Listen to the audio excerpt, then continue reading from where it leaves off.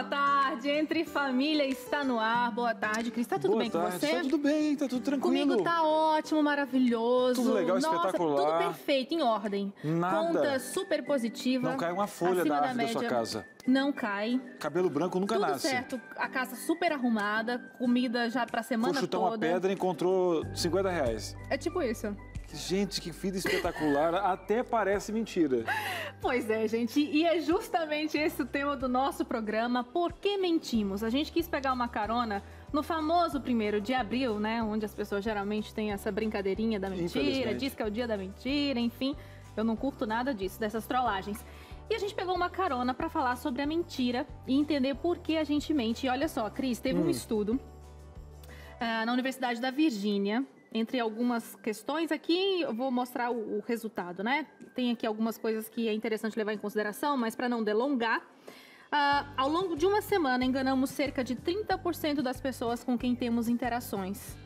Porque, segundo a pessoa que fez a pesquisa, né, todos nós mentimos de alguma forma. Então, por exemplo, dizer que tá tudo bem é uma mentira quando não tá tudo bem. Entendeu? E quando é só civilidade, né? E dentro da civilidade, mas o que é uma mentira, né? Uma mentira, né? Às vezes é uma mentirinha, tipo, olha, tô a 5 minutos de chegar. Na verdade, faltam 10. Não saiu de casa. Tem gente que fala assim, tô indo. Porque quando você recebeu a ligação, você lembrou que deveria ir. Você tá colocando a calça, porque você tava, ó, roupa curta em casa. Não, tô para chegar. Aí quando você sai, né, porque segundo a universidade da frente da minha casa, do bairro da minha família, que é uma universidade especial do dia a dia, que lá, meu pai falava o seguinte. Ah, é? Uma universidade do dia a dia? Na frente da minha casa, na minha família, tipo aquele negócio que foi criado em casa, a mentira tem perna curta. E você começa mentindo para você mesmo. Porque aí você trai a sua própria moralidade. Então, o primeiro a ser traído é você mesmo. Então, mas eu fiquei assustada. Ao longo de uma semana, a gente... Isso é um estudo, tá? Não reflete a maioria. Enfim, foi feito naquela localidade. Mas 30%, ou seja, 30% das pessoas com quem a gente conviveu durante uma semana, a gente mentiu em alguma coisa. Nem que seja uma pequena mentirinha. Temos que rever os nossos processos e o que... Por que será que a gente mente? E por que será, Para se proteger? Será que é uma proteção ganhar também? Vantagem? E será que é vantagem?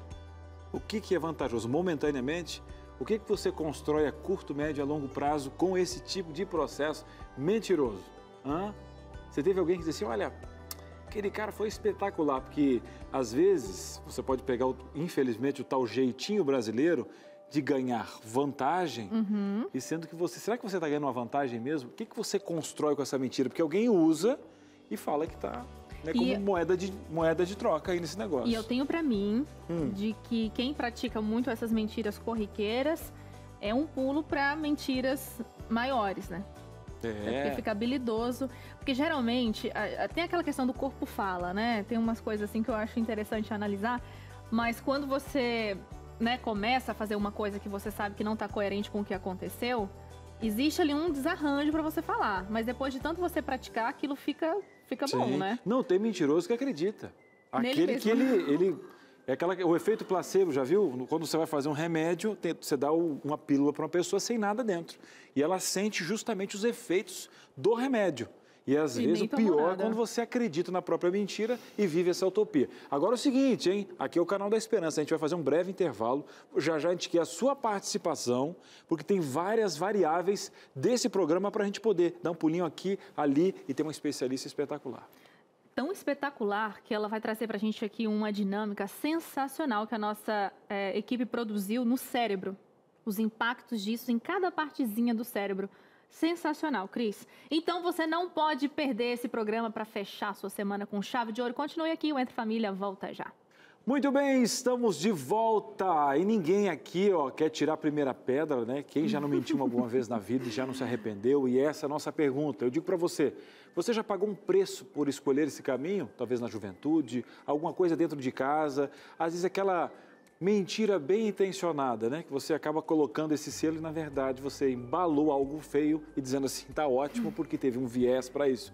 Você já se arrepende? Conta pra gente. Você teve que lidar com alguém que é mentiroso, uma dificuldade de lidar com uma pessoa? Você teve que cortar uma amizade que poderia dar tudo certo, mas a pessoa tinha esse costume de embalar tudo em um pacote, distorcer as coisas... complicado. A pessoa pode participar conosco porque é um assunto hoje especial, né, Suzane? É especial e eu imagino que, cara, quem nunca mentiu, quem nunca recebeu, ouviu uma mentira, né? Sendo contada para você. Então, a gente quer que você compartilhe aqui, assim como o Cris disse, né? Qual a mentira que você arrepende de ter dito? Se você não quiser colocar o seu nome, não precisa, só mandar como anônimo ou anônima, tá? A gente não vai revelar aqui o seu nome. Ou então, qual foi a mentira que te contaram que mais te prejudicou, que mais você ficou sentido, magoado? Conta aqui pra gente no WhatsApp, o DDD é o 12 98315 0249. Vamos chamar você para essa conversa. Se você tiver alguma dúvida também do que a gente estiver falando aqui, a nossa psicóloga responde, tá? Então, o DDD é 12 98315 0249. Muito bem, vamos à nossa Sala da Verdade. Vá mandando a sua participação. Vamos juntos aqui, porque o pessoal até celebra algo nesse dia que a gente não celebra, não. A gente analisa para tirar da vida, gente? né? O dia da mentira. A gente pode usar até para reflexão. Nesse dia sobre aqui, pessoal, mentira. Para tirar a mentira da vida, não para mentir, né? Não, e olha, essas trollagens, gente, pelo amor de Deus. Não, o fato da brincadeira, alguma coisa ou outra, né, não revelada, levar a mentira, porque nesse momento você pode até criar um senso no seu filho de que a mentira tem um caminho, porque até os grandes comemoram, então, enfim, não vamos até discutir nisso, vamos direto no eixo, né? Uhum. Até eu achei muito legal o que você prometeu. A gente vai ver a reação do cérebro quando isso acontece, quando é contada uma mentira, é isso, Suzane? Existem algumas reações no cérebro, mas eu não vou contar agora, você vai ter que continuar aqui com a gente, porque só depois nós vamos fazer essa dinâmica. Eu quero dar boa-vinda, é um prazer, assim, inenarrável receber ela, Fernanda Assis, nossa psicóloga. É a primeira vez com você aqui, seja bem-vinda. Muito obrigada, Su. Muito feliz de estar aqui de volta, né? Eu vim aqui o ano passado, já fazia um tempinho, estava com saudade de você. E que bom que eu estou te vendo aqui. Muito legal, gente. Que bom. Obrigada pelo convite, viu? Olha, já estive lá em cima no Switcher quando você participou aqui algumas vezes. Agora chegou o meu dia de ter as fichas douradas e fazer as perguntas para a Fernanda. Eu acho que a gente pode começar, Fer, por que mentimos, né? A partir daí, que é o próprio tema do nosso programa, né? Por que mentimos? A mentira, eu gostei muito, embora a gente não vai entrar muito nesse assunto dessa questão do dia de comemorar, né? O dia da mentira, mas eu gosto de pensar que a gente pode refletir, sim, sobre isso, né? Porque não tem por que comemorar uma coisa dessa. A verdade é que o ser humano, às vezes, faz isso por hábito, às vezes porque ele aprendeu, porque a gente não nasce, tá? A gente não nasce mentiroso, não existe isso. Mas no decorrer da vida, sim, pode acontecer de você aprender isso. Às vezes a pessoa, ela não tem uma identidade ainda formada, então a mentira ajuda essa pessoa a encontrar uma identidade. Ela tem uma vulnerabilidade, então, para poder ser reconhecida, para que ela possa ter algum benefício. Então, ela usa também desses artifícios, né? E pode ter aprendido também, como eu disse. Pode ser uma patologia. Existe uma patologia chamada mitomania, que daí algumas pessoas, elas, inclusive já tem estudos, né, que comprovam que essa pessoa, ela está adoecida e aí ela mente sem ter a intenção de magoar uma outra pessoa ou de causar um prejuízo para outra pessoa. E isso daí ela faz como se fosse algo corriqueiro, do dia a dia. E ela somente ela vai precisar de uma ajuda um pouco mais específica. Chega até a ficar fora da realidade, então. Para ficar fora da realidade, a pessoa precisa ter uma patologia mais psicótica, digamos assim, né? Mais uma personalidade borderline ou uma personalidade histriônica, talvez um pouco do narcisismo, aí sim, né? Porque daí ela sai da realidade e ela conta uma mentira acreditando que aquilo é uma verdade. Mas muitas pessoas, mesmo pessoas que não têm essa patologia, né? Não são caracterizados como pessoas com mitomania, mas elas mentem. E aí essa mentira do dia a dia, que talvez seja até isso mais que a gente vai falar hoje, né? De que conta querendo encontrar uma vantagem ou então de se encontrar, né? Ter uma identidade formada por alguma vulnerabilidade que ela adquiriu durante a vida. Então seria uma mania de mentir, né? Uma mania de mentir. Quando se trata da mitomania, é uma compulsão à mentira. Mas a mentira do dia a dia é uma mania de mentir mesmo.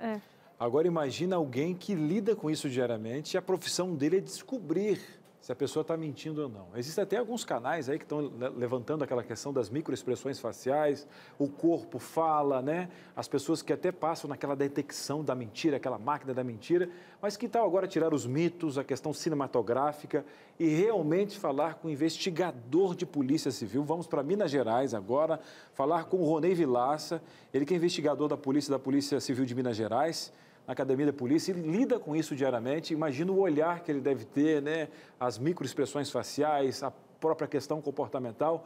Ronei, seja muito bem-vindo ao nosso programa, boa tarde. Boa tarde, Cris, boa tarde, Fernanda, Suzane e a todos que estão assistindo na TV No Tempo. Ronei, você deve lidar com isso diariamente. Eu fico imaginando você, né? Porque, querendo ou não, tem o policial, né, Ronei, mas tem o ser humano, Ronei, que até fora já deve ver algumas questões na própria sociedade, né? Mas quando chega aí, é o trabalho, né? Você tem que realmente ter um compromisso com a verdade e você tem um sistema ali, né?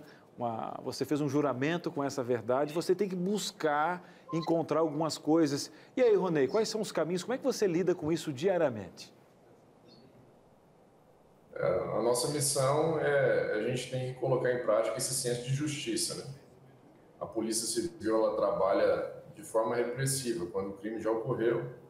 Então, muitas vezes, na busca de autoria, você vai se deparar com situações em que as pessoas que são os verdadeiros responsáveis, eles vão mentir. Aqui a gente está num contexto cristão, a gente pode até traçar um paralelo que desde o Éden a gente sabe que o ser humano ele busca se esquivar de responsabilidades, sobretudo em atos que ensejam consequências punitivas. Então, do ponto de vista jurídico, né, a pessoa geralmente ela tende a mentir para querer atenuar ou até mesmo para ludibriar a autoridade durante uma investigação criminal. Ô, Ronei, boa tarde para você. Esse interrogatório, para você captar essa mentira, ele tem que ser um interrogatório longo ou, a depender aí das técnicas que você utiliza, no interrogatório curto você já capta a mentira naquela pessoa? Então, Suzane, cada caso a gente pode dizer que é um caso, né? Temos que analisar pormenorizadamente cada situação e às vezes vai ensejar realmente um interrogatório mais longo. Muitas vezes o interrogatório ele é bem curto também, ele pode durar talvez até dias, né? Ser feito por etapas, mas tão importante quanto essa parte da entrevista em si é o trabalho de campo de investigação, né? Geralmente nós temos uma equipe interdisciplinar que estará nas ruas, possivelmente, buscando outras formas de prova que podem ser trazidas para esse interrogatório, de repente derrubar álibis, ou até mesmo provas cabais, sistemas de segurança, de câmeras de segurança que são captadas imagens, interceptações telefônicas, enfim. Uma série de ferramentas que você busca para poder encontrar esse caminho de verdade, né? Agora, Ronei, tirando questões patológicas, a gente podia entrar aqui, né? Psicopatia envolvida, que tem o prazer em dificultar, né? E até o teu processo de investigação é meio que uma alimentação para esse conceito patológico, né? Tirando isso à parte. Quando uma pessoa constrói um álibi ali, acha que está tudo certo, diante de você acha que passou uma informação, mas você como um profissional sentiu na questão comportamental, então buscou provas nessa investigação para realmente mostrar. Quando ela é desmascarada, como é que fica? Essa pessoa que olhou no seu olho, né, está diante de um familiar ou de outra, a família em si até está acreditando nela e você tem provas ali que realmente mostram o contrário. Como é que funciona essa questão? Olha aqui, Cris, nessa mais de uma década que eu tenho na área de segurança pública, eu já vi de tudo nessa vida, né? Enfim, cada pessoa vai reagir de uma forma diferente, né? Então, você vai encontrar aquela pessoa que, de repente, quando confrontada com uma prova cabal, né, da sua autoria criminal, ela vai, por fim, assumir, né? Ela quebra, então, aquele álibi, né? E ela, então, assume a sua parcela de responsabilidade. Mas também, por outro lado, você vai encontrar aquele mentiroso obstinado, né? Aquele que ele acredita tanto na impunibilidade, né? Que ele vai, então, segurar até o fim, né? Ele vai levar até as últimas consequências e mesmo que você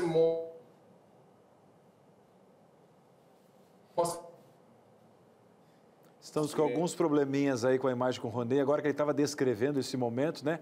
Ronei, pode concluir agora o teu pensamento? Você estava justamente ali, ó, por mais que tenham provas especiais e ele já está nas últimas, ele vai manter esse álibi até o final. Você estava quase concluindo esse trecho. Exatamente. Então, desculpe aí a queda na internet aqui, mas basicamente é isso. Vai ter essa pessoa que mesmo que você demonstre para ele, né, todas as provas robustas que existem dentro de um procedimento, ele não vai assumir, porque ele acredita realmente que ele vai conseguir ficar impune no final. E aí vai caber a nós, né, dentro da investigação, mesmo com esse depoimento mentiroso dele, mostrar para a autoridade judicial que realmente aquilo era uma mentira e que as provas verdadeiras foram conseguidas dentro do processo. Agora, Ronei, já aconteceu o contrário? De ter alguns indícios, até pela própria entrevista, vocês perceberem que existe uma mentira ali e no final, na conclusão do processo, chegaram à conclusão de que aquela pessoa realmente estava falando a verdade, que ela não é, então, culpada. Sim, Suzane, numa investigação criminal mais complexa, eu vou dar um exemplo assim, bastante comum, um crime de homicídio, né? Muitas vezes são traçadas diversas linhas de investigação. E talvez cada linha de investigação leve a um suspeito diferente, né? Então, durante a investigação, todas as hipóteses são consideradas. Muitas vezes você vai ter que interrogar mais de uma pessoa como suspeita de um crime só, né? Então, naturalmente, se eu tenho 2, 3, 4 suspeitos, né, que são traçados dentro da investigação, somente um deles talvez seja o verdadeiro culpado. Todos esses demais vão ser descartados ao longo do processo. A entrevista em si, ela é muito importante, sim. Você percebe quando a pessoa realmente está interessada em colaborar e ela vai trazer para você elementos de verdade, né? E aí, nesse momento, nós temos a responsabilidade, né, de, naturalmente, fazer a menor intervenção judicial possível na vida dessa pessoa que realmente é inocente.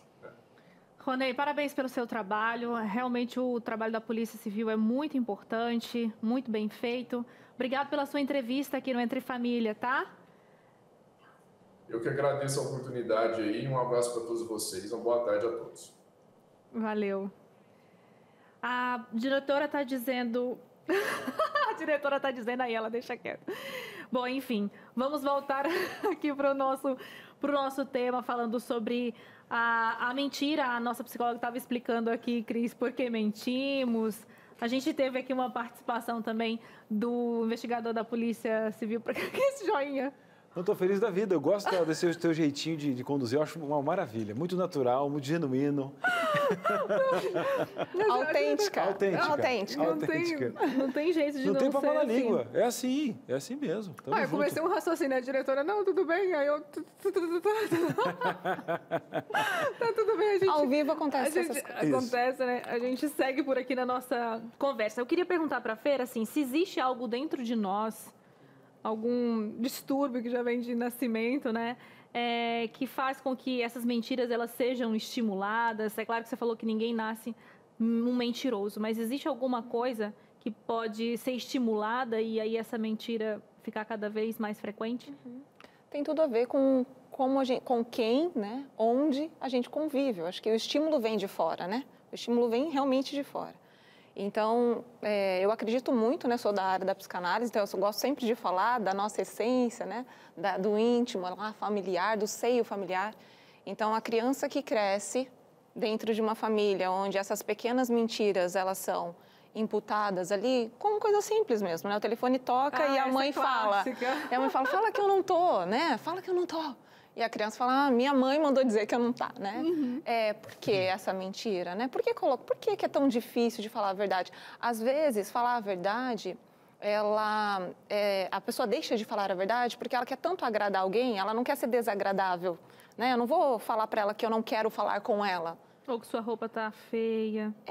Ou então, detalhes assim, né? Por conta de querer agradar muito a outra pessoa. mas você também está alimentando um outro lado, que é essa questão da mentira, e o exemplo que você está deixando também, né? Um legado. E eu vejo muito que a mentira, ela é dita, você mentiu, isso é errado, mas nem sempre a verdade ela é valorizada. Eu acho que é importante dizer isso também. Né? Então, por exemplo, a criança, ela chegou com um boletim em casa, porque precisa assinar porque tirou uma nota baixa na escola. Que ela é punida, muitas vezes ela é punida, porque você tirou nota baixa, está vermelho, você vai ficar sem o celular, você vai... É importante dizer para aquela criança, que bom que você está dizendo a verdade, que sou eu que estou assinando, né? Às vezes a criança, a gente vê muito isso em escola, as crianças que vão lá e forjam a assinatura dos pais. Então, incentivar a verdade é uma forma também de incentivar a criança para o lado correto. Da mesma forma que ela aprende e é estimulada desde pequena a mentir porque ela vê exemplos e tudo mais, exemplos ao contrário, eu acredito que seja muito bom a gente reforçar, né? Dar mais valor à verdade do que dar valor à mentira. E isso serve para tudo, né? Para você que às vezes quer brigar na internet, contrapor uma questão toda, então, se você vai contrapor só a mentira, quem sabe dar uma evidenciada na verdade já é o suficiente para você não estar em briga daqui, dali e tal, né? Para todos os assuntos, então, evidencie a verdade em vez de ficar brigando com o outro que está falando mentira e tal, né? Falando nome e tal. Isso é importante para a vida toda, tá? Vamos fazer o seguinte, a gente vai para uma pequena pausa. Ainda hoje, Suzane, atenção, Patrícia, teremos o canal da mãe. Você sabe que toda sexta-feira você tem encontro marcado. Hoje o assunto está muito bom. Vamos fazer o seguinte, uma pequena pausa, um breve intervalo e a gente volta já já. Entre Família está de volta e agora com um quadro super especial, Canal da Mãe. Eu recebo ela, a Patrícia Piper. Seja bem-vinda. Muito boa tarde. Suzane, desci um pouquinho, vim aqui conversar com você, porque às vezes a gente precisa falar a verdade, né? E qual é a verdade que a gente tem que falar hoje? Qual é a verdade que a gente tem que falar hoje? Será que a gente está tratando nossos filhos com respeito? Parece uma loucura a gente falar sobre isso, já que nós mães, né, somos mães da nossa própria cria e a gente tem que refletir nossas atitudes que muitas vezes elas são a gente trata os filhos com desrespeito, né? Sem perceber ou por influência do que veio de trás, né? E aí, de repente, vem programas como esses, temas como esses e a gente fica refletindo. Eu já fiz isso, ou já fizeram isso com outros filhos na minha presença, né?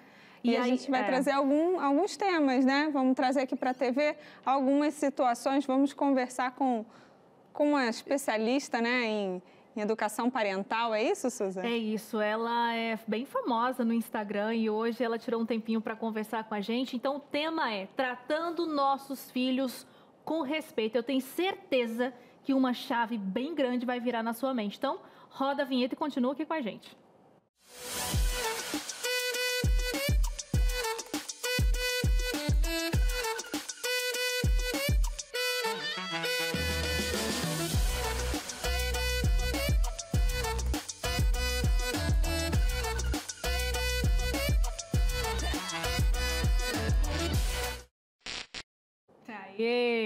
Bom, a gente vai colocar agora na tela algumas situações, eu diria no mínimo contraditórias de como a gente trata os nossos filhos e você de casa fica pensando e fica aí a reflexão. Vamos à primeira situação, Paty, o que está chegando aí? Ficamos bravos quando nossos filhos derramam suco na mesa, mas quando nossos amigos vêm em casa e isso acontece, a gente tenta minimizar a situação. Diz que está tudo bem e ainda pega o pano para limpar. Gente, quando eu li isso aqui, e eu vi esse conteúdo, inclusive, no Instagram da nossa especialista, me deu uma coisa assim no coração. Por quê? Eu pensei, cara, por que isso acontece? Por que eu fiz isso? Tem os dois lados, né? Como eu era uma criança, sempre fui uma pessoa um pouco desastrada, eu sempre ouvia, tinha que ser a Patrícia, eu sou canhota, o mundo é meio ao contrário para mim. E teve um momento que eu tive uma família e ela falou assim, para de falar que você é desastrada. Acontece com todo mundo. Naquele tempo, né, naquele momento, eu tinha uns 17, 18 anos, eu entendi que pode acontecer com todo mundo. Com algumas pessoas pode acontecer um pouquinho mais, mas e a vergonha da pessoa que está fazendo aquilo na frente de todo mundo? Então, exclusivamente essa situação, eu não sinto isso, porque quando acontece, é claro, né, você está no meio do almoço, está tudo arrumado, dá aquele negócio, aí eu paro e penso, não, filho, está tudo bem, vamos limpar. Então, nessa situação em específico, eu não tô tão realista assim, né? Como a maioria das mães em casa. É que às vezes eles começam a brincar com a comida, enfim, e aí já é complicado esse momento da comida, né? Ainda mais a gente quando tá correndo para sair, para vir trabalhar e Mas tudo depois mais. que eu li isso aqui, Paty, mudou? Mudou. Mudou. Mudou porque eu sou desse tipo e também. E para você aí de casa, tá mudando? Você entendeu? Você entendeu? Então tá, vamos para a próxima situação. Tchararam. Mudando a tela. Próxima, Vinícius! Aqui diz o seguinte: obrigamos nossos filhos a dar beijinhos nos outros. Obrigamos, né? A gente quer fazer bonito. Sendo que jamais beijaremos alguém obrigados. Por quê que a gente faz isso, né? Eu tenho os dois lados nesse sentido, assim. Eu já obriguei.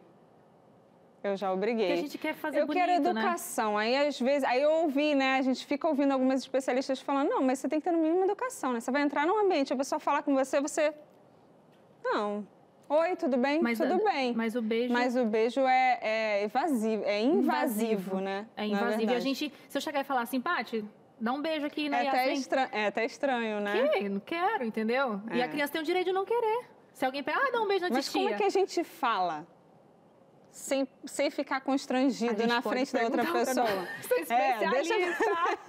Porque eu não tenho esse jogo de cintura, não. Hoje eu tô mais liberta. Vergonha. Hoje eu tô um pouco liberta. Se ele não quer beijar, dá um beijo aqui na tia. Ele não quer, eu finjo a egípcia. Eu fico com vergonha, eu confesso. Porque eu entendi Mas não obrigo mais, mas já obriguei.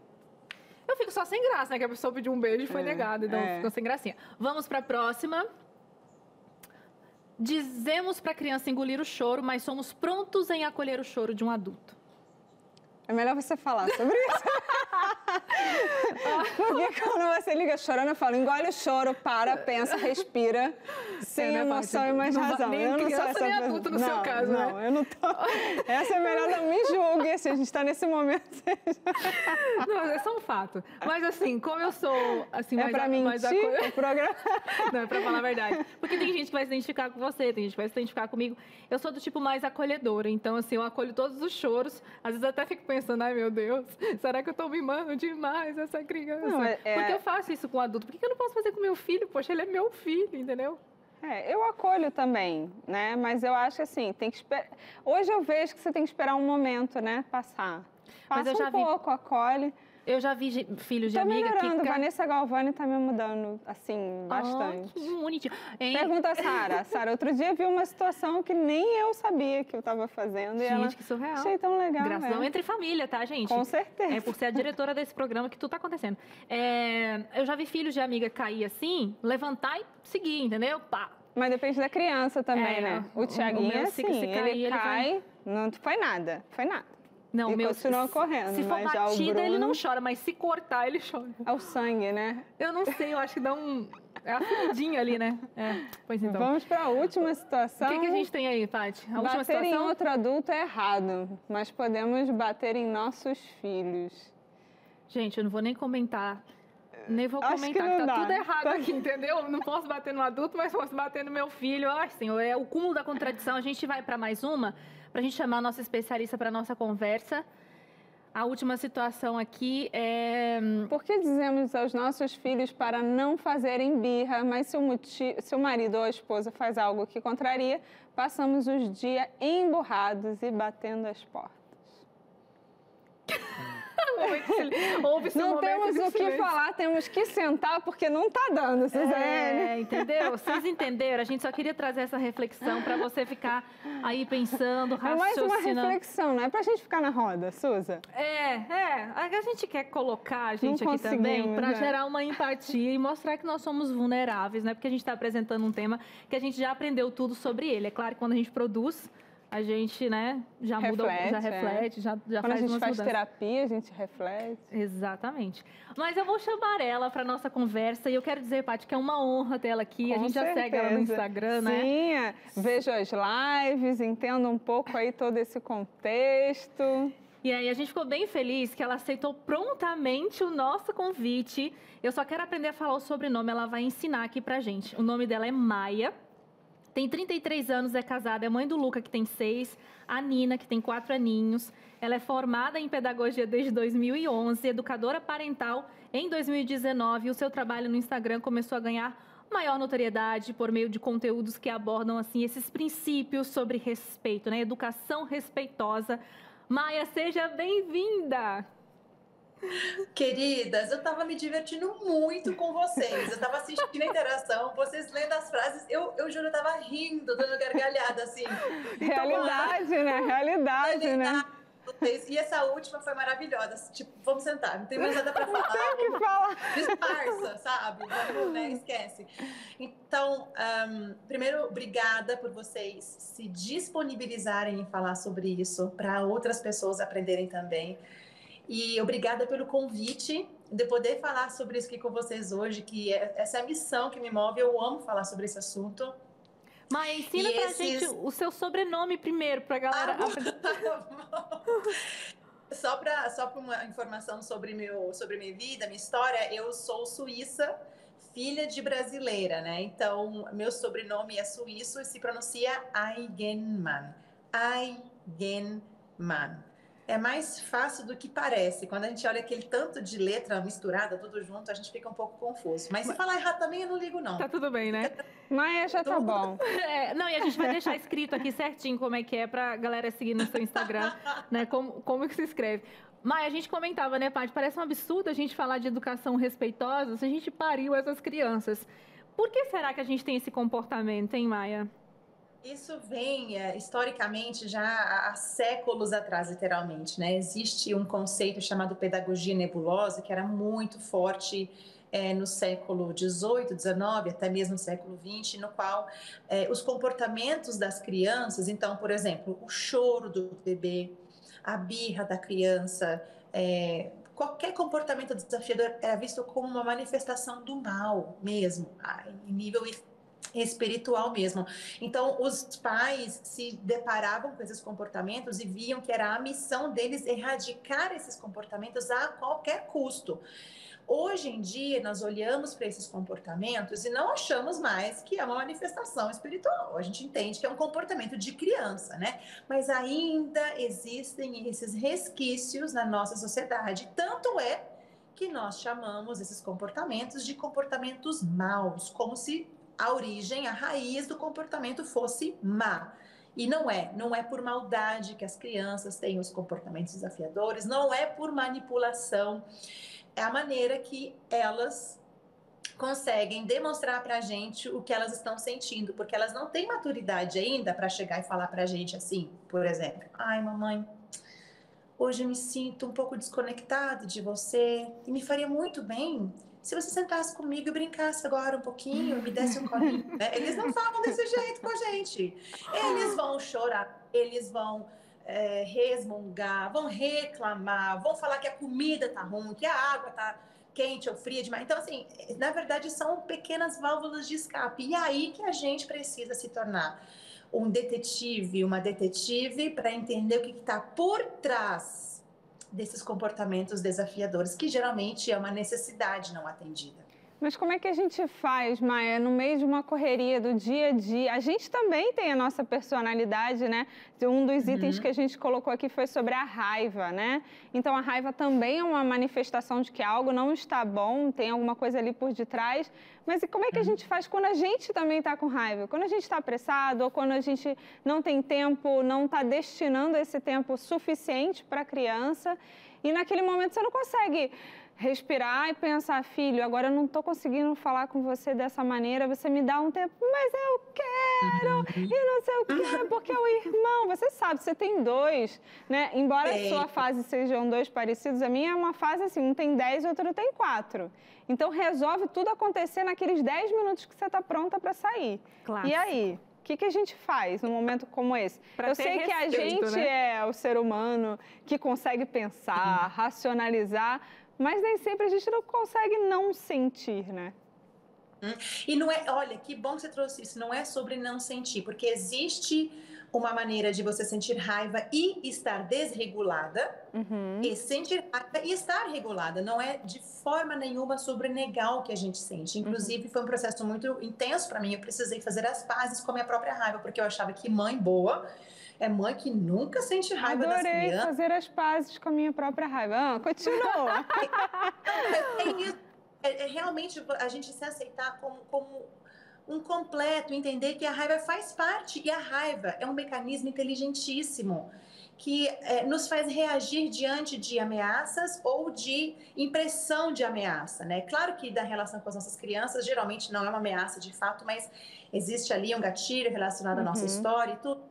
Mas o fato de sentir raiva não é o problema. O fato é que quando eu sinto raiva, eu me desregulo e ajo em cima da raiva. E tem uma frase que eu uso muito, que é: a raiva não educa, a calma educa. Por que eu uso essa frase? Não é pra gente negar a raiva e ser a mãe zen perfeitinha, que nunca sente raiva, que nunca fica indignada, que nunca fica nervosa com as crianças. Primeiro, porque nós não somos perfeitas. Então, a gente vai trabalhar numa redução de danos. O que eu posso fazer para reduzir os danos na relação com meu filho, não para ser perfeita. E a questão da raiva é que na hora da calma, que usa a minha frase, que é a calma educa, é porque na hora que você e eu, né, estamos com raiva, que a nossa criança está com raiva, nem eu consigo ensinar, nem meu filho consegue aprender. Então é a hora que eu, que tenho um cérebro maduro na relação, né, que tenho um cérebro mais maduro do que da minha criança, preciso fazer escolhas e entender que existe a hora certa de falar. Eu vou colocar limites. Eu vou ensinar o que é certo, o que não é certo, o que é adequado, o que é inadequado. Eu vou passar os meus valores para minha criança, mas tem a hora certa, porque na hora que a gente está nervoso, a região responsável pelas reações de sobrevivência está prestes a ser ativada ou já está ativada. Então, nesse momento, o cérebro não está apto para aprender. Sabe quando a gente tem mania de fazer? Eu me incluo nessa, tá? Às vezes você tá com raiva, aí você começa a dar um sermão. E nananana, já falei, nananana. Não fica certo. Ela não vai aprender. Eu já falei 1000 vezes. Eu me incluí nessa. E aí, Patrícia, se você se escondeu, talvez você se identifica com isso.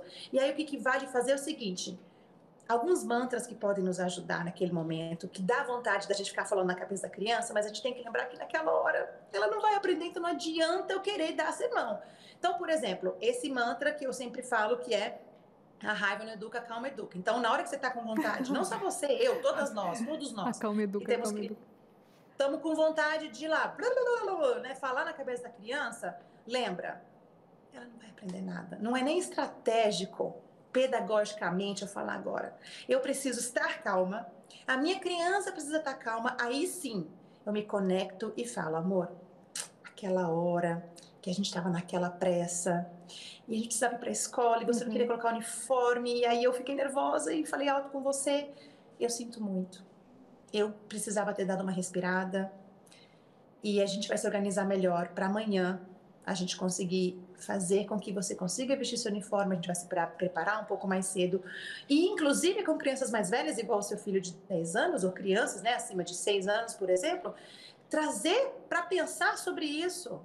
Nossa, mamãe perdeu a paciência, realmente foi difícil, mas também precisamos colocar o uniforme. O que a gente pode fazer? Vamos pensar juntos, você e eu. Como é que a gente faz amanhã, por exemplo?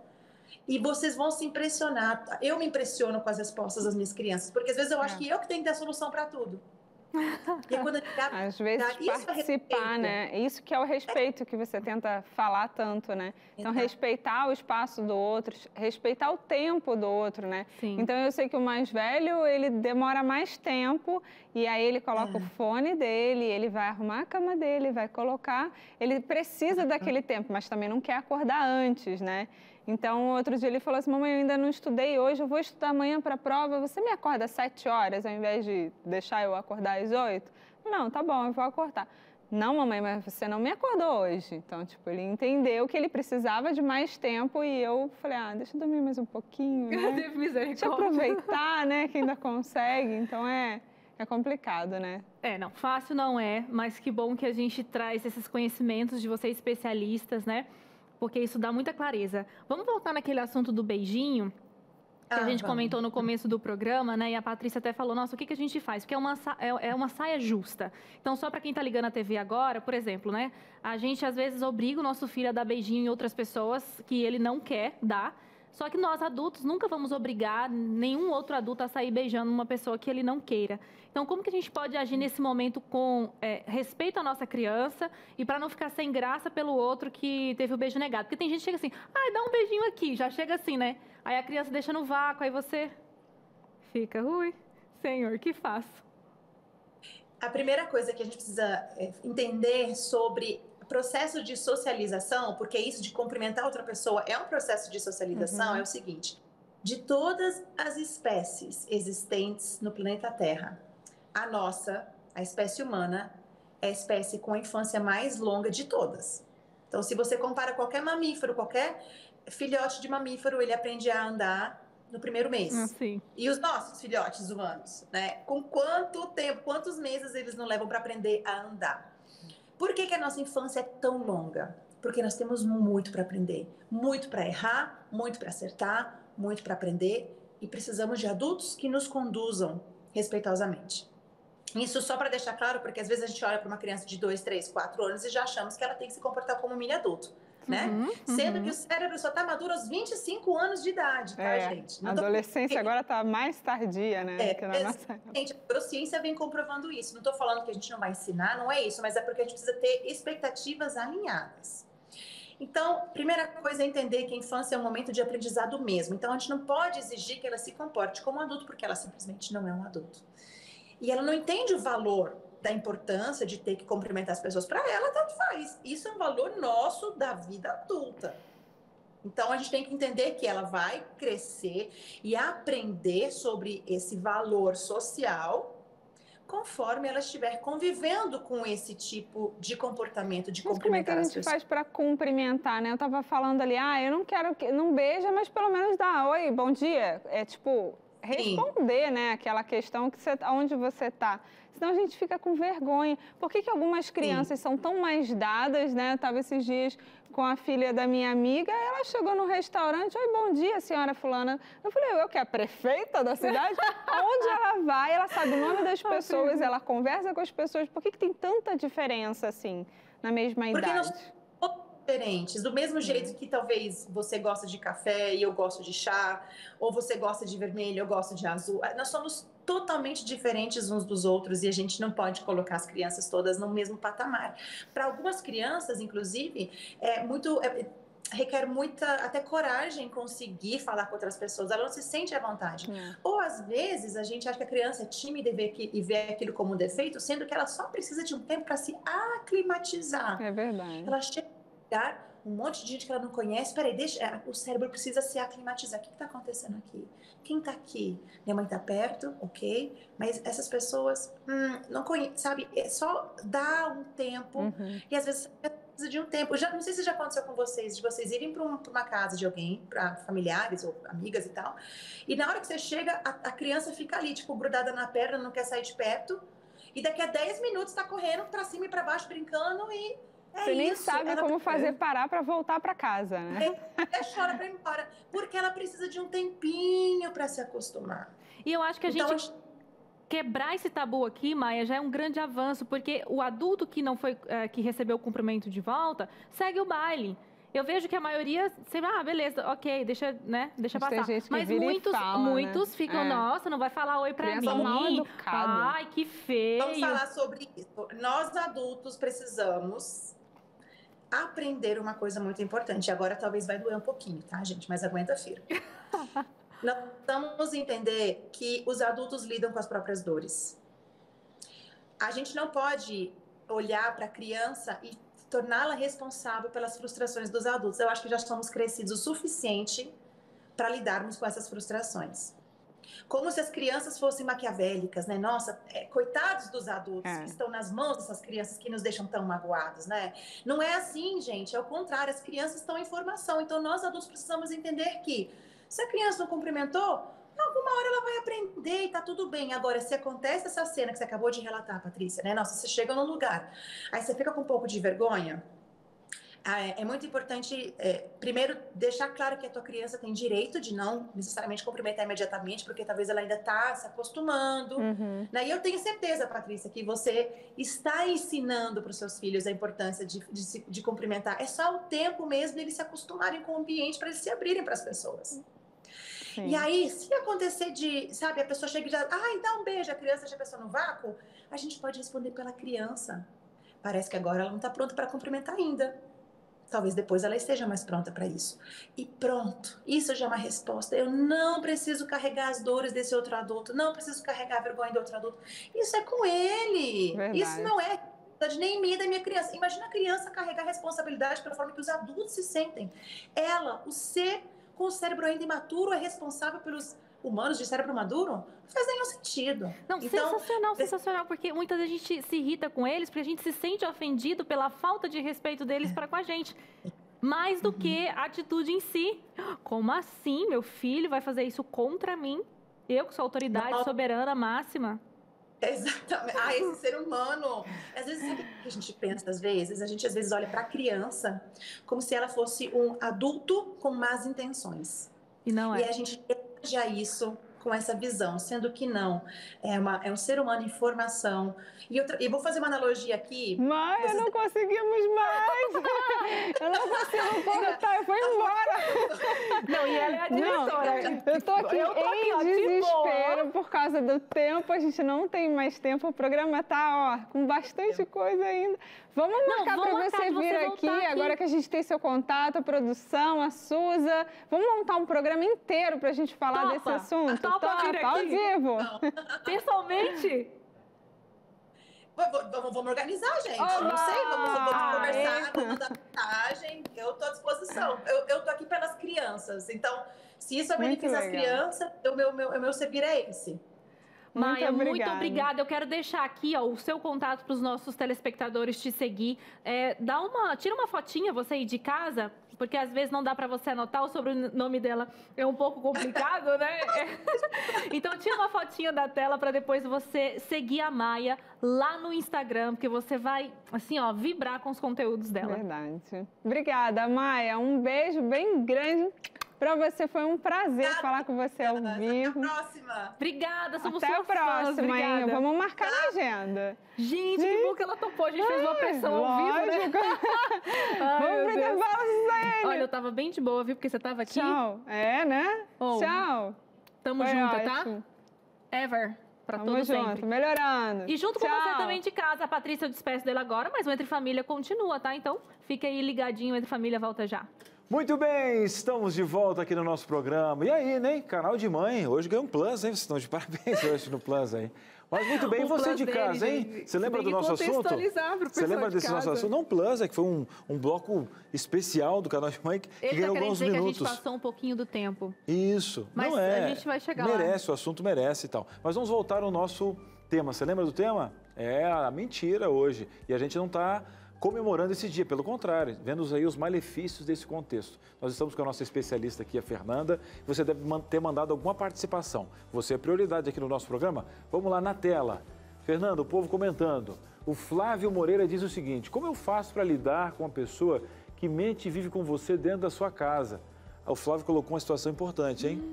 Estou falando da mentira para você que está chegando agora. E o Flávio fez uma pergunta para a nossa especialista, nossa psicóloga aqui. Fernanda. Oi, Flávio, tudo bem? Eu acredito que se você tem intimidade com a pessoa, ela mora dentro da tua casa, é muito importante que você pontue que ela está mentindo. Assim é uma forma de você ajudá-la. Tem que entender quais os prejuízos que isso está trazendo para a relação familiar, para a relação conjugal, se acaso for marido, né, cônjuge.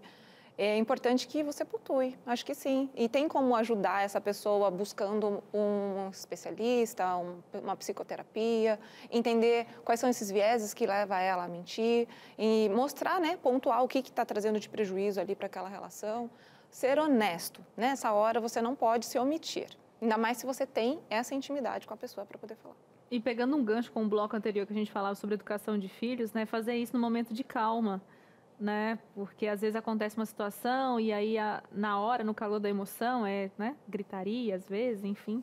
Essa coisa de pontuar é chegar para conversar, né? Isso. Não é para fazer ali um escândalo, Não, o objetivo, na verdade, é ajudar. O objetivo é melhorar a relação. O objetivo é fazer com que essa pessoa entenda os malefícios da mentira. Porque dizem, né, tem o ditado que a mentira tem a perna curta e tem mesmo, gente. A verdade é essa. Sempre ela aparece. De alguma forma, ela vai trazer um prejuízo.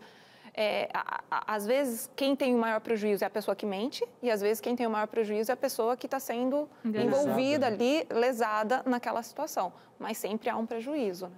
E quando você está com a verdade, provas que a outra está mentindo, você se sente o super-herói, né? E se esquece, talvez, que você já esteve nessa situação. Então, aí é empatia e dependendo da situação. Não julgar, né, Cris? Não Acho julgar, que é importante dizer isso. Não julgar já é o primeiro passo para você ajudar realmente alguém. Se a intenção é ajudar, né? Vamos a mais uma interação de você aí de casa que está mandando pra gente. Atenção, quem está chegando, anônima. Eu menti numa prova que meu pai morreu. Fui castigada. Não consegui fazer a prova e desisti. Então, pelo que eu entendi, ela talvez não estivesse preparada ou perdeu a prova, né? E falou, meu pai morreu, por isso, isso. Ela deve ter depois sentido um peso de consciência, né? Ali uma vergonha moral, talvez, né? E aí ela não conseguiu, ela mesma se castigou. Tá vendo? A mentira, neste caso, ela veio, a maior prejudicada foi ela mesma, porque ela não aguentou sustentar aquilo e não conseguiu fazer a prova. Então, realmente não é uma boa saída, né? E nessa questão de usar algum pai, alguma coisa, né, para algumas pessoas que não usam isso, nossa, né, que é um nome sagrado e tal, usar essa questão dos pais, mas não julgando, mas existem pessoas que usam, né, os filhos para alguma situação específica, né, até para lesar os outros, o famoso, aqueles golpes, né, então, hoje em dia, tipo, isso que nós consideramos alguns princípios não estão na mesa de todo mundo também, né, Fernanda? A verdade é que a gente tem que entender se a pessoa está fazendo aquilo por maldade. Ou por necessidade, você fala? Não digo nem por necessidade, né? Porque existem outras formas de lidar com isso, né? Depois ainda que aconteceu a pandemia, quantas pessoas a gente não viu aí no semáforo? Aumentou muito, né? As pessoas falando, eu perdi o emprego e tal. Aquela pessoa podia também estar lesando alguém, mas ela está lá pedindo, né? Ela está, de alguma forma... Não vou levantar juízos de valores aqui, acho que não é esse o ponto, mas precisa necessariamente, mesmo que eu precise, então, porque eu estou precisando, eu vou roubar? Porque eu estou precisando, eu vou mentir? Porque eu estou precisando, eu vou dar um trote em alguém, vou mexer emocionalmente com a vida de outra pessoa? Né? Então, a ocasião não faz o ladrão. Não faz. Não faz. E é importante dizer... É importante a gente pontuar uma coisa, né? A pessoa que é mau caráter e ela é mentirosa, e tem pessoas que mentem e ela não é necessariamente uma pessoa mau caráter. O que diferencia uma pessoa da outra? A intencionalidade. Qual é a intenção daquilo? Então, isso tudo é mentira, tá, gente? Não estou falando que quem não mente, que não tem intenção, não deixa de ser mentirosa. Tudo é mentira. Mas o que faz uma pessoa mau caráter e uma pessoa que tem o costume de mentir porque ela tem alguma vulnerabilidade, porque ela precisa de... Na psicologia, o que a gente entende é que a pessoa que tem esse hábito de mentir, ela tem um sofrimento. Ela tem um sofrimento, então ela busca entender, busca um lugar nessa sociedade, ela quer como se ela tivesse que sanar, através da mentira, uma perda, né? Então, o Winnicott mesmo, que é um teórico da psicanálise, ele diz que, ele tem uma teoria chamada tendência antissocial. Então, normalmente, essas pessoas que mentem para a sociedade mesmo, né? Ela, de repente, passou por algum momento em que ela faltou afeto, onde ela teve na infância ou no período da adolescência, enquanto ainda não estava estruturada a psique dela, algo lhe faltou. Então, é como se a mentira pudesse, de alguma forma, sanar aquilo e ela pudesse estar de volta naquela sociedade. Vamos você falar em psique, porque agora o Cris vai te conduzir àquela dinâmica que a gente prometeu no começo, Fer. A explicação da mentira no nosso cérebro, e aqui do lado tem um cérebro bem grande, e aí a Fernanda vai pontuar e o Cris vai colocar ali na dinâmica cada pontinho do nosso cérebro onde é afetado. Fernanda, vamos lá? Vamos lá? O pessoal de casa poder entender. E aqui vem pedagogia. Eu até estou curioso para entender um pouquinho, né? Porque falando do cérebro, né? Vamos entender um pouquinho essa máquina. Explicação, né, da mentira no nosso cérebro. Então, aqui nós temos alguns pontos específicos. Você quer fazer primeiro abrir aqui? Isso. Tá, isso daqui é importante a gente dizer que a gente vai falar. Quando a gente fala de mentira, e a gente está falando aqui do cérebro, nós vamos mexer especificamente com o sistema límbico, que é bem isso aqui, ó. Essa parte aqui, ó. Tem a ver com as emoções também, Isso, o né? sistema límbico total emoção, total. E aí ele é dividido em algumas partes que a gente está vendo aqui embaixo, e cada uma delas é responsável por exemplo, aí ele é responsável pelo comportamento social. Aí o outro, ele está... Perdão, esse aqui, ó, comportamento social. Cris, você não quer pegando e já colocando? Então, que daí eu acho que dá para... Agora que a gente fez montamos aqui onde a gente vai trabalhar, que é onde justamente na questão límbica, a gente vai colocando alguns processos. Você prefere começar por debaixo, então? Porque existe um processo nessa questão de desenvolvimento da mentira, é isso que você vai falar, ou da criação da mentira? Na verdade, é assim, quando a mentira, ela chega no nosso cérebro, né? Quando a gente está atuando na mentira, acontecem algumas coisas no nosso cérebro, nesses campos que tem a ver com comportamento, com emoção, com motivação, com comportamento social, comportamento emocional e também com respostas emocionais. E aí, quando a gente junta tudo isso, ele ativa esses lugares, esses campos do nosso cérebro. E a gente precisa entender o que acontece. Não é só na mentira. Hoje a gente está focado na mentira.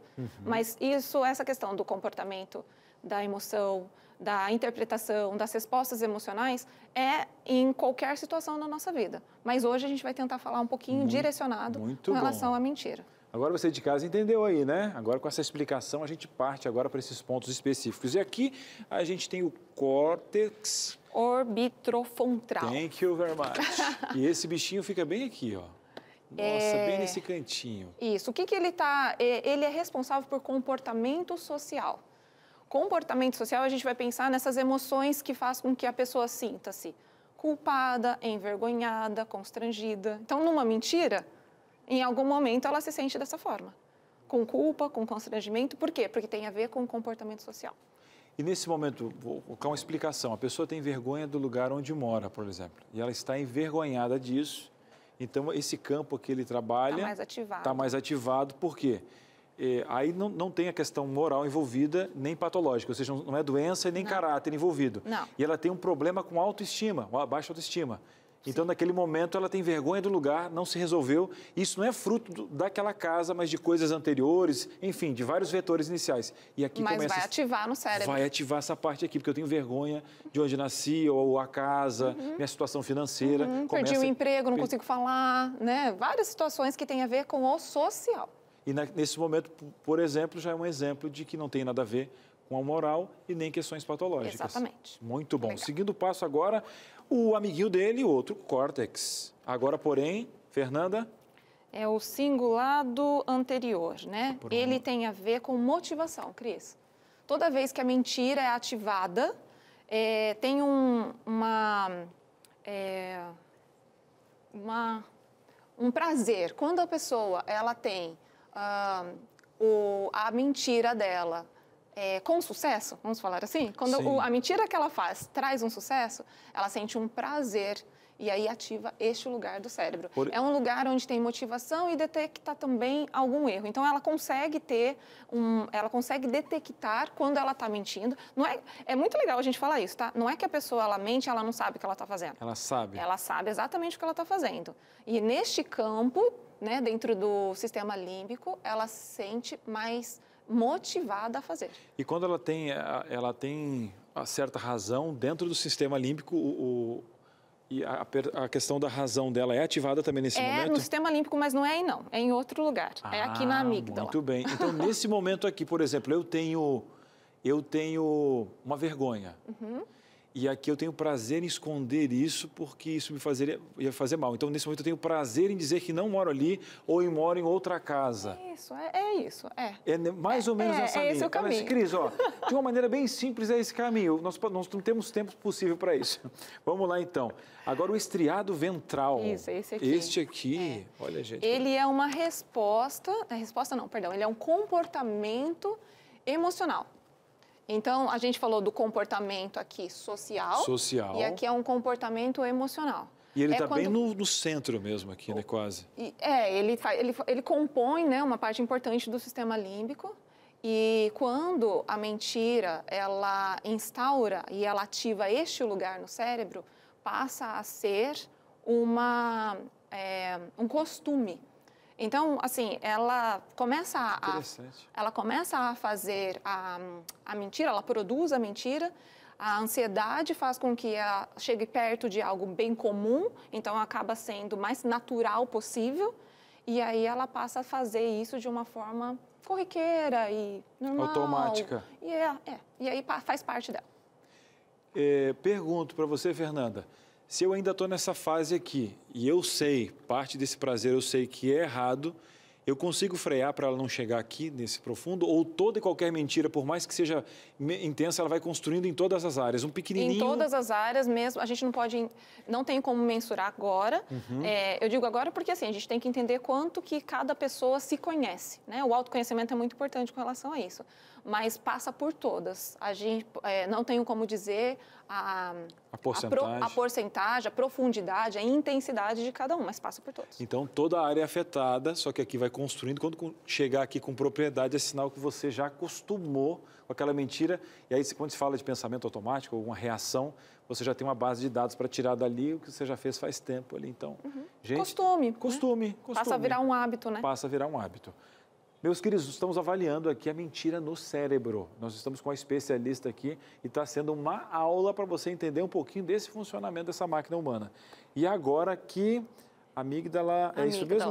Qualquer dessas aqui. E não é aqui de embaixo. garganta, tá, Cris? Eu fiquei pensando, nossa, quando eu minto me dá uma dor de garganta. Toda vez que me dá uma dor de garganta foi porque você mentiu demais, Dona Maria. Mas não é essa amígdala. Aonde fica muitas esse bichinho pessoas aqui? falam Onde igual. aqui? Isso. Pronto. É parecido, né? Mas não é diferente. Na verdade, eu costumo dizer que... não, estudos falam isso, né? Não é a Fernanda que está dizendo. A amígdala, ela é talvez a parte mais importante. Tudo compõe, mas a amígdala, ela é a parte mais importante porque, na verdade, ela é a resposta às emoções. Então, você vai sentir tudo, essa é a verdade. Só que resposta você vai dar para essa emoção?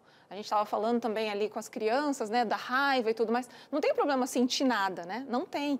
O que você faz depois com esse sentimento que é mais importante? E qual é a função da amígdala? É detectar estas emoções.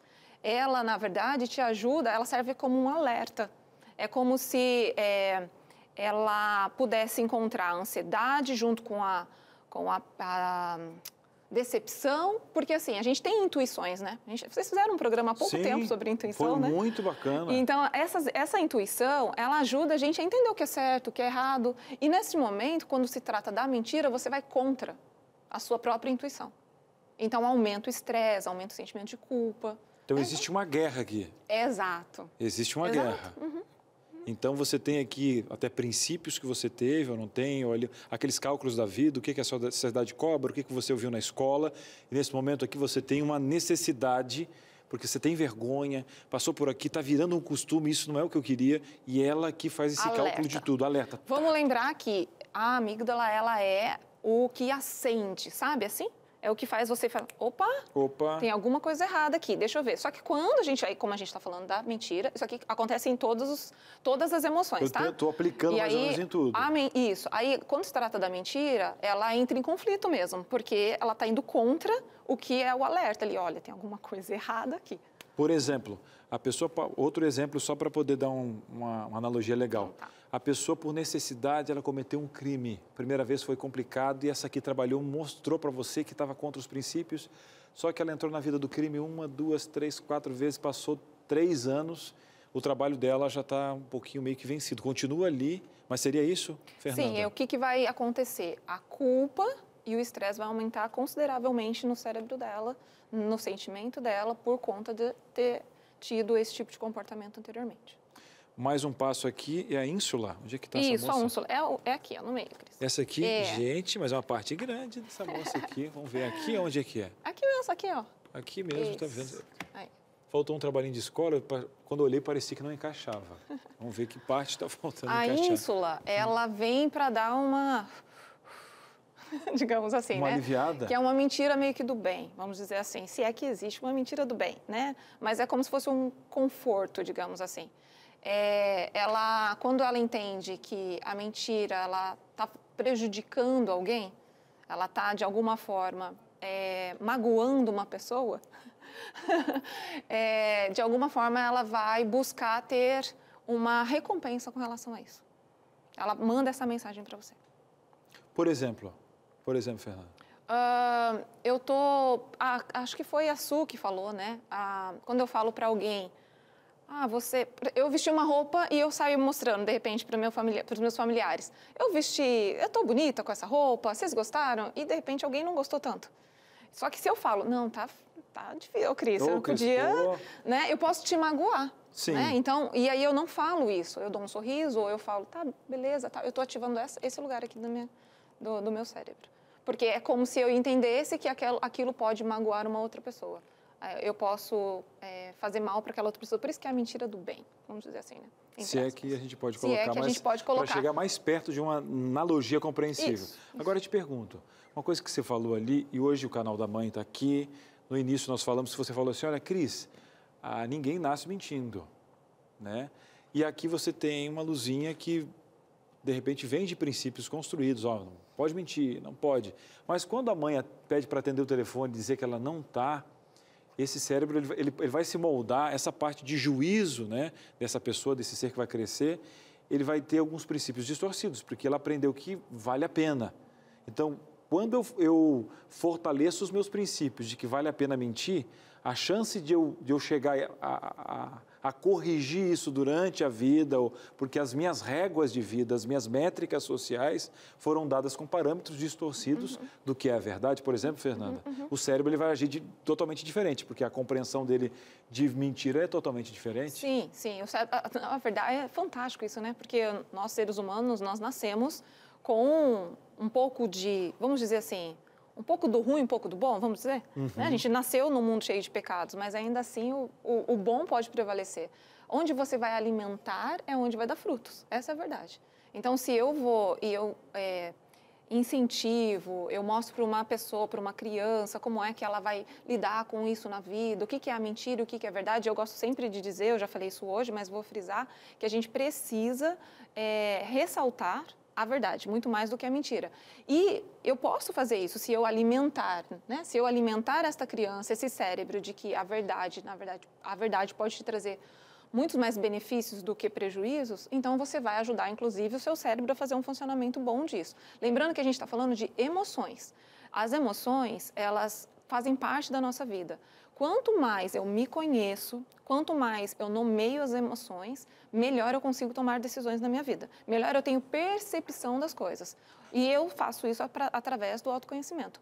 Então, é fundamental que a gente consiga, primeiro, nomear as nossas emoções, sentir, entender qual é o meu processo, para a gente poder entender, então, o que é a mentira na nossa vida.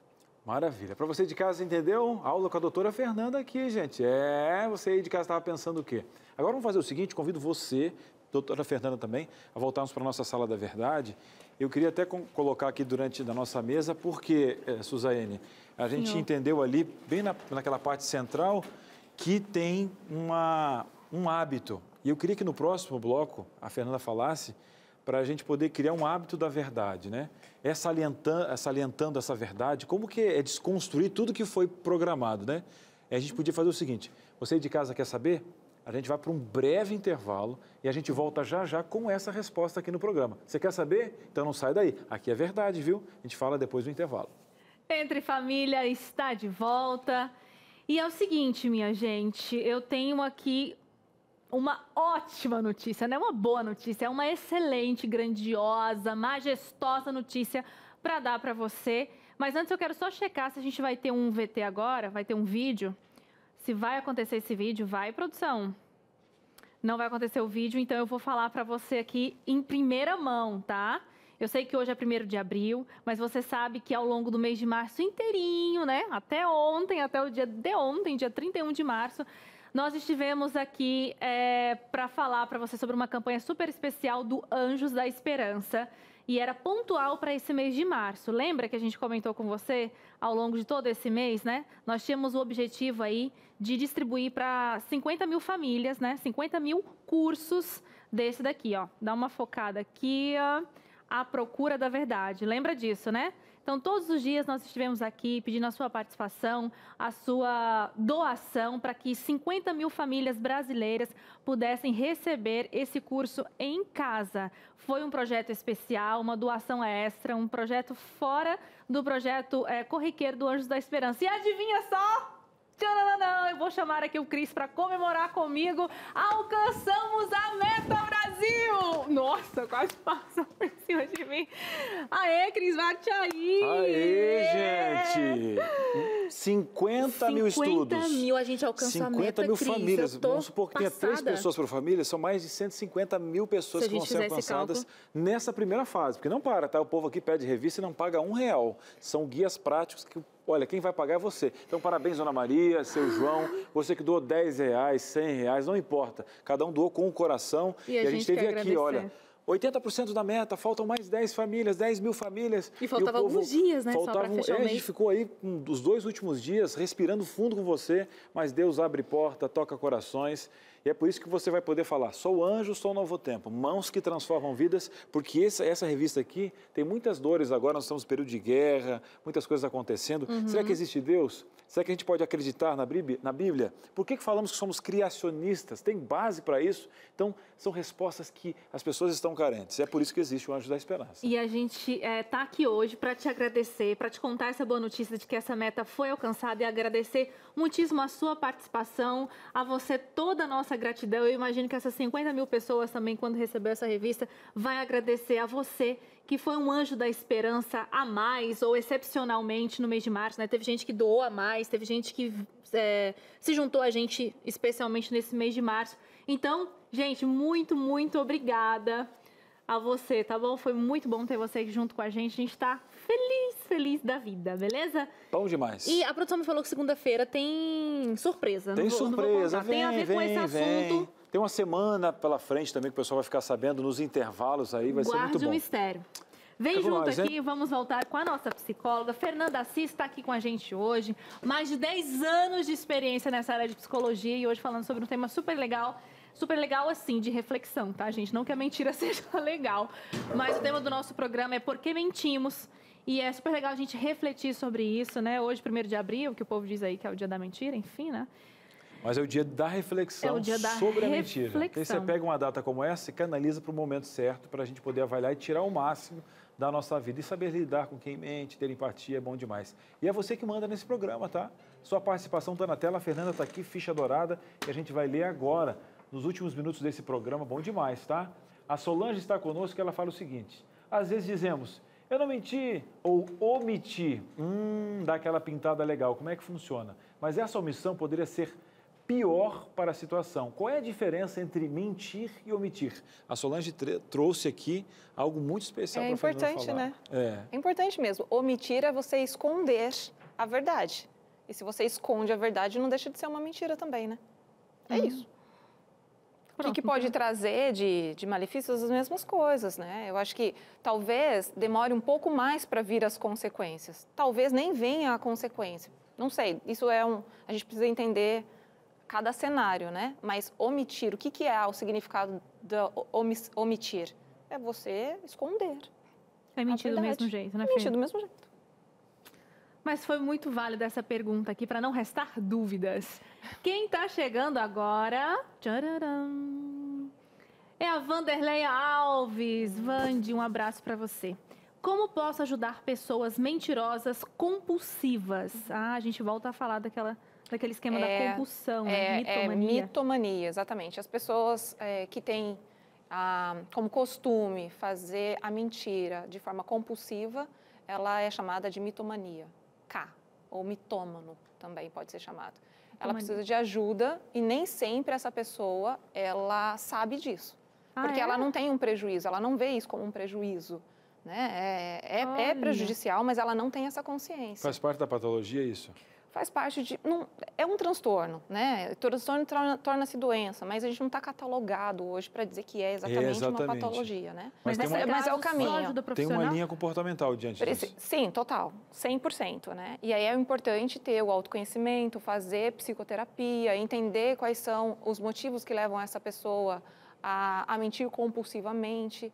Isso tem a ver 100% com a questão de vulnerabilidade, se sentir inferiorizada, uma pessoa que tem uma autoestima muito baixa. Então, ela só vai conseguir fazer isso quando ela se reconhecer como em tais situações, e aí, então, pode começar a quebrar estes hábitos de mentir, mas tem jeito. Acho que isso é importante dizer, né? É possível que essa pessoa deixe de mentir compulsivamente. E a gente precisa entender qual é o nível disso, porque se estiver dentro de uma patologia já, como o Cris disse, por exemplo, né, como eu disse lá no comecinho do programa de hoje, se for algo dentro de uma personalidade borderline, se for algo no sentido de personalidade histriônica, aí a gente vai ter que entender se uma medicação vai ajudar, não porque a medicação vai fazer com que você deixe de mentir, não é isso, mas é porque daí passou de um nível da psique para a parte química do cérebro, daí é preciso estudar um pouco mais e um pouco mais a fundo para poder ajudar essa pessoa. Gostei do que você falou sobre autoestima, né? A gente costuma dizer que às vezes tem gente que quer contar vantagem. Então, às vezes, por ter uma autoestima baixa, acaba contando vantagem, inventando mentiras para se sentir bem. Vamos lá, mais uma participação, senhor Cris Magalhães, quem está chegando aí? Bora lá, é a Ludmila, e ela fala o seguinte: eu estava em relacionamento há 6 anos e por conta de uma mentira, que me arrependo muito, colocou em caixa alta, tudo está sendo destruído. Estou sofrendo muito com a separação com o outro lado também. Sei que não tem mais volta. Mentira sempre é uma escolha errada. Espero que um dia eu seja perdoada. Ela até viu as consequências disso, sabe que não tem volta, mas ainda assim o perdão para ela seria muito importante. Mas ela precisa se perdoar primeiro, né, Cris? Normalmente, quando uma pessoa ela passa por um sofrimento desse e fica remoendo tal coisa, ela não se perdoou primeiro, né? Fê, provavelmente ela tá. Como se perdoar de uma coisa que, por mais que a gente percebe aqui nas palavras da Ludmila, que antes do erro ela tinha essa consciência, mas aconteceu fatalmente e é uma coisa que provavelmente ela repudia. Como que você se perdoa de uma coisa que você disse que talvez nunca faria na vida? Perdão é uma escolha, sabe, Su? Perdão não é uma coisa que você vai se perdoar e depois nunca mais você vai lembrar. Você vai perdoar, você não vai ter Alzheimer, eu costumo dizer, né? Você vai perdoar, você vai se reconhecer como uma pessoa falha, né? Você vai se reconhecer como um ser humano que também erra e que às vezes tem decisões e faz escolhas que às vezes têm consequências. Você vai aceitar que você esteve naquela condição. O primeiro passo para o perdão é a aceitação de que você esteve naquela condição. E ela está vivendo o luto, né? Sim. Sim, ela falou que separou e não sabe nem se vai voltar, né? E aí, no caso dela, em especial, a gente está falando de uma relação que também tem o outro.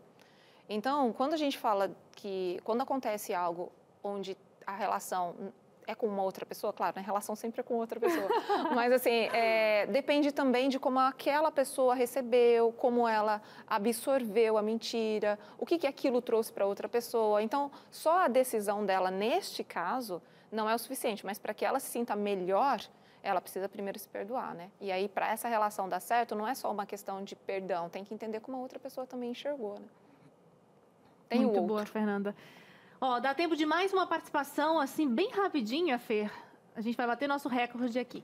Anônimo, quero aqui relatar uma mentira que tive que inventar há 5 anos e hoje não consigo falar a verdade. O pai da minha filha foi assassinado, ela tinha uns 8 anos e não consegui falar a verdade para ela. Eu disse que ele tinha sofrido um acidente de carro, já que amava velocidade.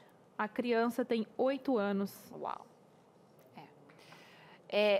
Aqui não tem como a gente dizer para essa pessoa, ela está anônima, né? Mas ela está ouvindo a gente.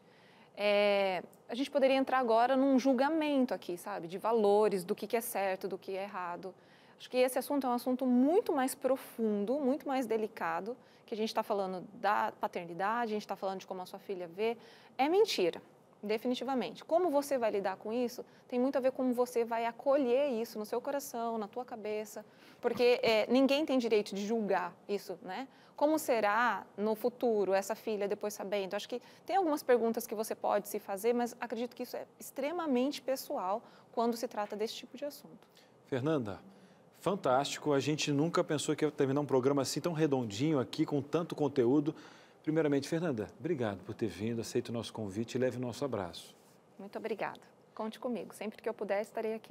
Quem quiser entrar em contato com a Fernanda, tá aqui passando, ó. Passando aqui o Instagram dela. Dá um pulinho lá, direct. Agora é o seguinte, acaba o nosso programa assim, vem uma vizinha, tem programa na segunda-feira. Como é que funciona, Suzane? É isso aí, Vida e Saúde está chegando e na segunda-feira estaremos aqui para falar sobre segurança no trabalho. É o Abril Verde, não perca, até segunda-feira. Tchau, tchau.